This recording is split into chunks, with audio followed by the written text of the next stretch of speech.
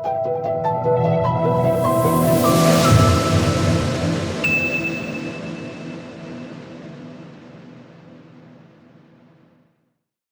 विनय Jain Vigil IAS online platform में आप सभी अभ्यर्थियों का स्वागत करता हूं।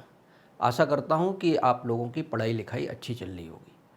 जैसा कि आप सभी जानते हैं कि हम मुख्य परीक्षा की समझ विकसित करने के लिए एक वीडियो सीरीज़ चला रहे हैं। इस वीडियो सीरीज़ का जो हमारा छठा वीडियो है वो है हिंदी माध्यम के अभ्यर्थियों के लिए है, जिसमें हम 100 वर्ड्स वाले जो क्वेश्चंस हैं यानी जो 6 अंकों वाले प्रश्न हैं उन पर आज हम एक समझ विकसित करेंगे।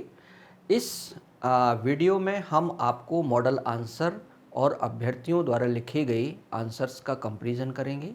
साथ में विभिन्न अभ्यर्थियों ने किस प्रकार से प्रश्न को लिखा है उनका एक तुलनात्मक विश्लेषण भी करेंगे।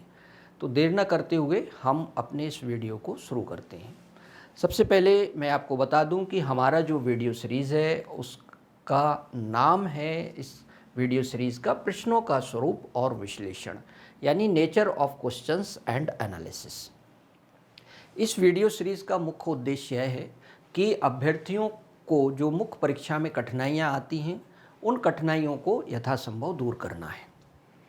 आज हम हिंदी माध्यम के अभ्यर्थियों के लिए 100 वर्ड्स या 6 मार्कर के जो क्वेश्चंस होते हैं उसका विश्लेषण करेंगे। तो हमारा आज का जो प्रश्न है वो है विश्व धरोहर स्थल का संक्षेप में वर्णन कीजिए। देखिए यहाँ पर जो क्वेश्चन की मांग है इसके दो भाग हैं। पहला तो विश्व धरोहर स्थल के बारे में आपको बताना है और दूसरा है संक्षेप में बताना है। ओके, तो सबसे पहले प्रश्न को हम समझ लेते हैं। अब विश्व धरोहर स्थल में आप क्या क्या बताएंगे। देखिए ये जो प्रश्न है बेसिकली वो एक विरासत से संबंधित है। तो विरासत में जो भी हमारी विरासत है यानी जो हमारी कलात्मक विरासत है या स्थापत्य कला संबंधी जो विरासत है उसके बारे में हमें अवश्य बताना चाहिए। साथ में हमें ये भी बताना चाहिए कि इस विरासत को किन शासकों ने या किस कालखंड में से विकसित किया गया है और उसका लोकेशन बताना है और उसका थोड़ा सा अगर अपन महत्व बता सकें तो महत्व भी बताना है। तो ये क्वेश्चन की एक मांग है जो हमें इस प्रश्न में फुलफिल करना है। तो देखिए अभ्यर्थी ने किस प्रकार से इस प्रश्न को लिखा है। ये स्टूडेंट 1 है जिन्होंने इस प्रश्न को लिखा है। इनका हम यहाँ पे नाम लेना नहीं उचित समझते हैं और ये हमारा एक मॉडल आंसर है और इन दोनों का हम लोग कंपैरिजन करते हैं। देखिए अभ्यर्थी द्वारा लिखा गया जो प्रश्न है मैं थोड़ा सा आपको पढ़ के सुनाता हूँ। इन्होंने जो इंट्रो है इसका आप देख सकते हैं वो इन्होंने 4 लाइन का लिखा है करीब। इंट्रो पहली बात इतना बड़ा नहीं लिखा जाता है। इंट्रो आपका 100 वर्ड्स में 1 लाइन का होना चाहिए, अधिकतम आप 2 लाइन भी लिख सकते हैं। फिर आता है कि इनका जो निष्कर्ष है वो भी देखिए इन्होंने 3-4 लाइन का लिखा है और बॉडी पार्ट भी इनका काफ़ी बड़ा है। तो सबसे पहले कि जो इन्होंने आंसर की जो रूपरेखा तैयार की है वो उपयुक्त नहीं है। ठीक है, अब आते हैं हम इसका कंटेंट देखते हैं। इस कंटेंट में इन्होंने क्या लिखा है। इन्होंने लिखा है कि प्रमुख धरोहर स्थल 10वीं 11वीं शताब्दी में चंदेल वंश के शासकों द्वारा निर्मित मंदिर स्थापत्य कला शैली का जीवंत प्रमाण यशस्वी मंदिर निर्माण मथुरा कला शैली में। अब देखिए ये जो यहाँ भाषा इन्होंने इस्तेमाल की है ये साहित्यिक भाषा है और इन शब्दों का इस प्रश्न के उत्तर से कोई तालमेल भी नहीं बैठता है। हम यहाँ आप अभ्यर्थियों को बताना चाहेंगे कि आप इस तरह की भाषा शैली से बचने का प्रयास करें, क्योंकि आपका जो सिलेबस है उसमें सीधा लिखा हुआ है सामान्य अध्ययन। तो सामान्य अध्ययन का मतलब होता है कि आपकी भाषा भी आम बोलचाल की होनी चाहिए ताकि जो परीक्षक है वो बस आपकी बात को ठीक से समझ सके। अब यहाँ पे दूसरी बात है, तो इस तरह की भाषा का, इस तरह के शब्दों का जो कि एक आडंबर युक्त शब्द होते हैं उनसे हम बचेंगे। अब इन्होंने क्या लिखा है। इन्होंने लिखा है कि 1986 में विश्व विरासत सूची में से शामिल किया गया है। फिर इन्होंने लिखा है प्रमुख कला मंदिर निर्माण शैली सुव्यवस्थित अति प्रसिद्ध। अब देखिए ये जो बात लिखा है इससे कोई भी इसमें फैक्ट नहीं है। ठीक है, इसको कहते हैं लपेटना। अब इन्होंने आगे क्या लिखा है, इन्होंने लिखा है कि पश्चिमी समूह के मंदिर, पूर्वी समूह के मंदिर और दक्षिणी समूह के मंदिर, और कुछ कुछ इन्होंने मंदिरों के नाम भी इसके अंतर्गत लिखे हुए हैं। ठीक है, लास्ट में इन्होंने लिखा है कि मंदिरों का निर्माण मथुरा कला में किया गया, जो कि गलत है। अब आप सोचिए, इनको यही नहीं पता है मथुरा कला शैली किससे संबंधित है ना, तो ये यहाँ पे इनका गलत है। अब इन्होंने थोड़ा सा स्थापत्य के बारे में लिखा है कि मंदिर में गर्भगृह के सामने चबूतरा तथा शिखरयुक्त मंदिर आदि। फिर लिखा है भारत सरकार द्वारा प्रतिवर्ष खजुराहो नृत्य समारोह यहाँ आयोजित किया जाता है। देखिए, ये जो प्रश्न का उत्तर है, ये ऐसा प्रतीत होता है कि ये जो अभ्यर्थी हैं उनका मुख्य परीक्षा में अभी जो पकड़ है, समझ है, वो काफ़ी अविकसित है। इनको अभी बहुत ज़्यादा मेहनत करने की आवश्यकता है। अब यहाँ मॉडल आंसर भी तुरंत देख लेते हैं। सबसे पहले देखिए, आप चाहें तो इस बॉक्स को उठा के इंटरव्यू में लगा सकते हैं।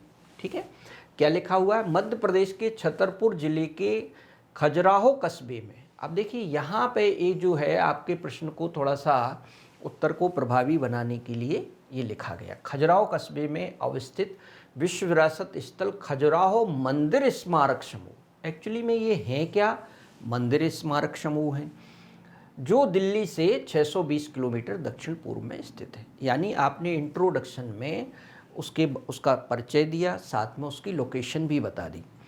अब इसके बाद आप चाहें तो ये जो बॉक्स हैं आपके बाकी वाले 1 2 3 4 5 6, तो इन बॉक्स को आप चाहें तो इस प्रकार का एक आर्क बना के भी लिख सकते हैं। ठीक है, अगर आप डिब्बे नहीं बनाना चाहते हैं, और लास्ट में इस बॉक्स को लिख दें, तो आपका जो एक प्रश्न के उत्तर की जो संरचना है, उसका जो एक प्रस्तुतिकरण है, वो बहुत प्रभावी हो जाएगा।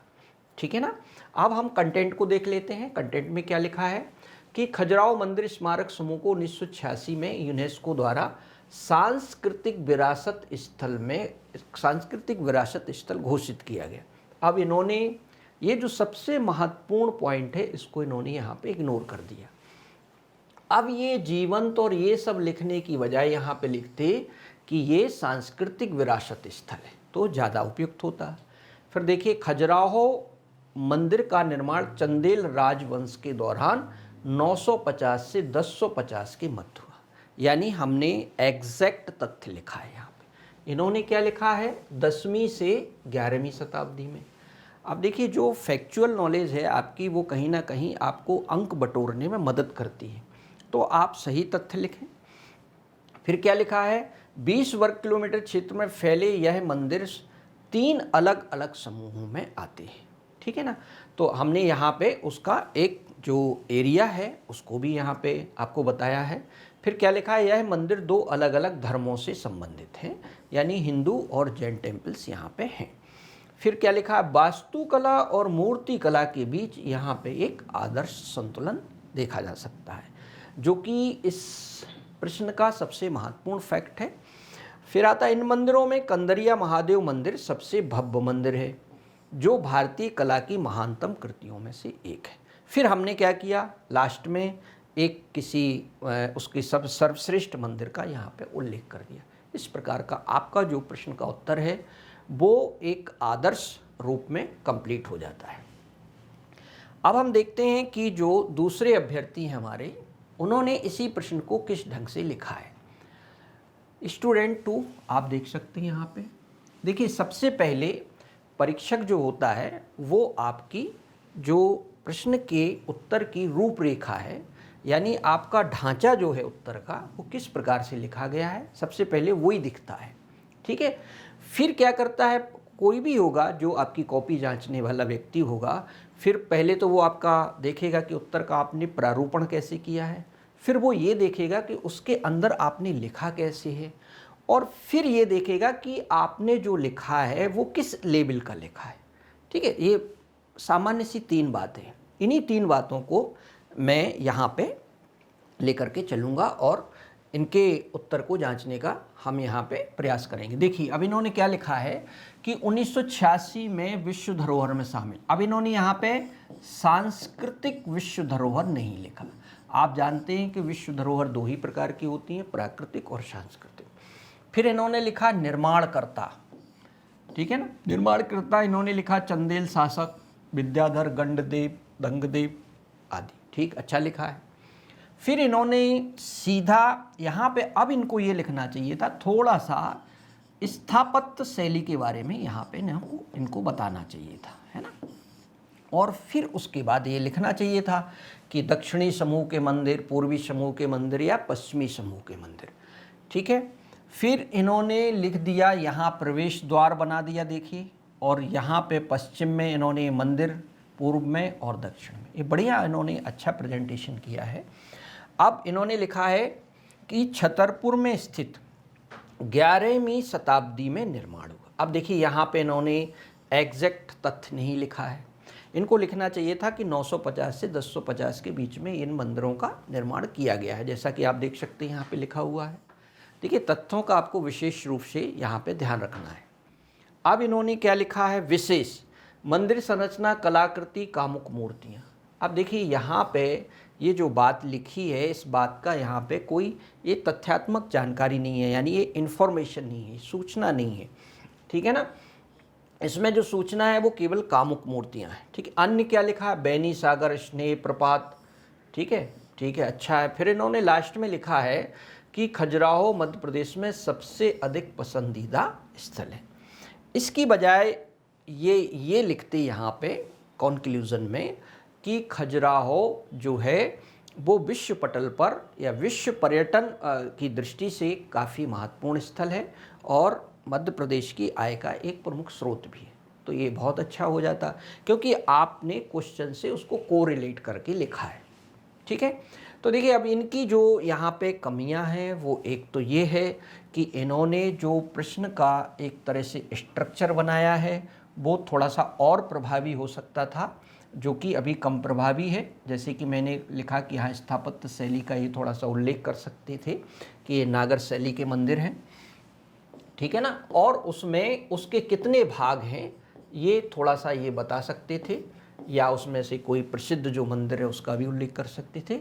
फिर ये इस प्रकार से इसको लिख सकते थे। अगर हम इस अभ्यर्थी को इसमें नंबर देना चाहें तो हम 3 से 3 नंबर इनको देंगे, लेकिन अगर ये मेरे बताए हुए अनुसार लिखते तो इनको 4.5 अंक भी प्राप्त हो सकते थे।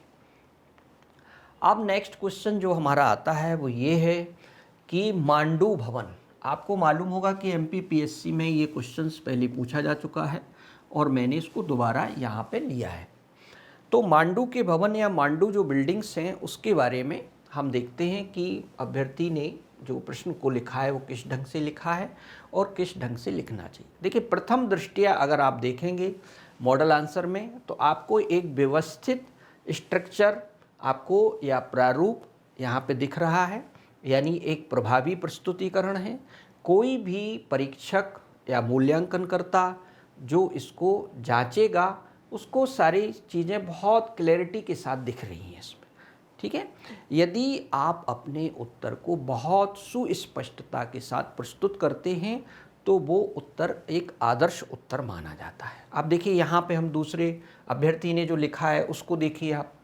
अब इन्होंने क्या किया है कि जो मांडू के भवन है, देखिए केवल उनके यहाँ पे इन्होंने नाम लिखे हैं। ये देखिए केवल नाम लिखे हैं, जबकि मैंने नाम लिखने के साथ साथ थोड़ा सा उनकी विशेषताओं के बारे में भी लिखा है। राइट। तो यहाँ पे एक कमी तो ये है।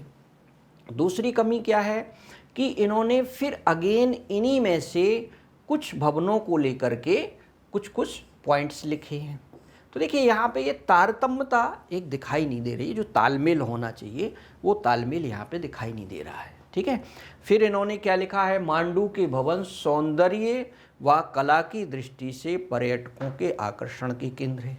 अब यहाँ इसको लिखने से कोई मतलब नहीं है। ठीक है। दूसरा इन्होंने क्या लिखा, प्रतिवर्ष पर्यटकों की संख्या में इतनी वृद्धि हुई है, 5 लाख पर्यटकों का आगमन हुआ है, इतने लाख करोड़ विदेशी मुद्रा अर्जित हुई है। अब आप देखिए विषय हमारा क्या था, मांडू के भवन थे, हैं। अब मांडू पर्यटन स्थल तो था नहीं कि इनको यहाँ पे ये सब लिखने की ज़रूरत थी। तो देखिए कभी कभी ऐसा होता है कि आपका जो कंटेंट होता है वो प्रश्न के अकॉर्डिंग नहीं होता है, या प्रश्न के उत्तर में वो फिट नहीं होता है, समायोजित नहीं होता है। तो हमें ये हमेशा ध्यान रखना चाहिए कि जो हमारा उत्तर है वो प्रश्न की मांग से विचलित ना हो, ठीक है, या प्रश्न की जो मांग है उससे इतर ना हो। ठीक, तो हमें जैसा प्रश्न पूछा जाए वैसा उत्तर यहाँ लिखना चाहिए। ओके, तो आप लोगों को ये समझ में आया होगा कि अभ्यर्थी जो 1 हैं उनकी क्या कमियां हैं। और इन्होंने देखिए यहाँ पे कुछ ऐसे शब्दों का इस्तेमाल किया है जो नहीं होना चाहिए। रूपमती महल रानी व बाज बहादुर के प्रेम प्रसंग पर आधारित।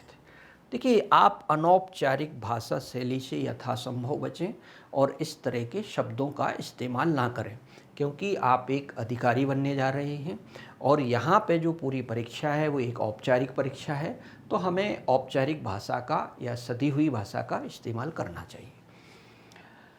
अब हम इसी प्रश्न को देखते हैं कि जो दूसरे अभ्यर्थी हैं उन्होंने किस तरह से लिखा है। देखिए, ये सबसे पहले तो थोड़ा प्रेजेंटेशन इनका ठीक ठाक दिख रहा है, यानी इन्होंने जो प्रश्न के उत्तर की एक रूपरेखा तैयार की है, यानी जो एक प्रारूपण तैयार किया है वो ठीक है। लेकिन अगर आप जो बाईं साइड लिखा हुआ एक आदर्श उत्तर है से अगर इसका कंपैरिजन करेंगे तो प्रथम दृष्टया आपको ये प्रभावी दिखेगा, इसी अर्थ में ये आदर्श उत्तर है। अब देखिए इन्होंने क्या किया हुआ है। इन्होंने सबसे पहले लिखा है कि मध्य प्रदेश के पर्यटन में पारस पत्थर की सौगात मांडू को कहा जाता है। अब देखिए यहाँ पर ये जो अलंकारिक भाषा है, मेरे हिसाब से इसका यहाँ पे प्रयोग नहीं करना चाहिए इनको, है ना। अब दूसरी बात इन्होंने क्या लिखा है कि बिंद पर्वतमाला पर नर्मदा नदी तट पर ये स्थित है। ठीक है, अच्छा लिखा है। लेकिन यहाँ पे देखिए हमने क्या लिखा है कि धार जिले के 42 किलोमीटर दक्षिण पूर्व में मांडू में राष्ट्रीय महत्व के 61 स्मारक संरक्षित हैं। यह स्मारक 11वीं शताब्दी से 15वीं शताब्दी के मध्य विकसित किए गए हैं। अब यहाँ पे एक चीज़ बहुत ध्यान देने वाली बात यह है कि इंट्रोडक्शन में हमने मांडू के भवनों के बारे में एक प्रकार से सटीक तथ्य के साथ शुरुआत की। अब इनको देखो, इन्होंने जो लिखा हुआ है उसमें जो इन्होंने अलंकारिक भाषा का प्रयोग किया, साथ में इसमें तथ्यों का अभाव है। ओके, तो ये चीज़ है। दूसरी बात देखो, इन्होंने जो भवनों के बारे में लिखा हुआ है, तो देखिए भवनों के बारे में इन्होंने क्या लिखा, दरवाजे लिखे हैं, महल लिखे हैं, मकबरे लिखे हैं, मस्जिद लिखा है और गुफा लिखा है। अच्छी बात है। अब हमने ये जो आपके महल मस्जिद हमने भी इस तरह से लिखे हैं, साथ में हमने उनकी एक एक दो दो विशेषताएं भी लिखी हैं। केवल आपको नाम नहीं लिखना है, नाम के साथ अगर आप एक दो विशेषताएं लिख देते हैं तो देखिए इससे क्या होगा, आपके जो तथ्य हैं वो बढ़ गए हैं। और जितना आप अधिक से अधिक तथ्य लिखेंगे प्रश्न की मांग के अनुसार, आपको उतना ही अधिक नंबर मिलेगा। लास्ट में इन्होंने भी इसी तरह की चीज़ों को लिखा है कि मांडू यात्रा पर नेहरू जी का कथन था कि मांडू के अवशेष रोम से बेहतर हैं। ठीक, ये लिखने की मेरे हिसाब से यहाँ पे कोई आवश्यकता नहीं है, है ना। और फिर इन्होंने लिखा मध्य प्रदेश सरकार द्वारा प्रतिवर्ष मांडू उत्सव आयोजित किया जाता है। ठीक है, ये लिखा है। अब यहाँ पे आप देखिएगा, हमने इसमें तथ्यों का जो समावेश किया है वो अधिक है। पहले हमने मुख्य भवनों के बारे में और उनकी विशेषताओं के साथ लिखा है, और दूसरी बात फिर जो स्थल दर्शनीय स्थल बच जाते हैं उनको फिर हमने लास्ट में यहाँ पे अंतिम आपका जो लाइन होगी उसमें आप इसको लिख सकते हैं। तो देखिए ये प्रश्न का एक जो प्रारूपण है और प्रश्न का जो एक उत्तर का कंटेंट है, और साथ में इसमें जो आपकी समझ है, समझ के साथ जो तथ्यों का समावेशन है वो बहुत उपयुक्त तरीके से लिखा गया है। हम चाहेंगे कि अभ्यर्थी अपने इस प्रकार से लिखने की जो उनकी शैली है वो इससे कंपैरिजन करें और अपने उत्तर को प्रभावी बनाने के लिए सुधार करें। नेक्स्ट जो क्वेश्चन है वो सांची स्तूप की वास्तुशैली से संबंधित है। तो हम देखते हैं सांची स्तूप की वास्तुशैली में प्रथम अभ्यर्थी ने क्या लिखा है, ठीक, और उनको लिखना कैसे चाहिए था, यहाँ पे ये लिखा हुआ है। सबसे पहले तो अगर आप इस पूरे प्रश्न को पढ़ेंगे, अब हम यहाँ इस पूरे प्रश्न को पढ़ेंगे तो आपका थोड़ा सा समय भी खराब होगा।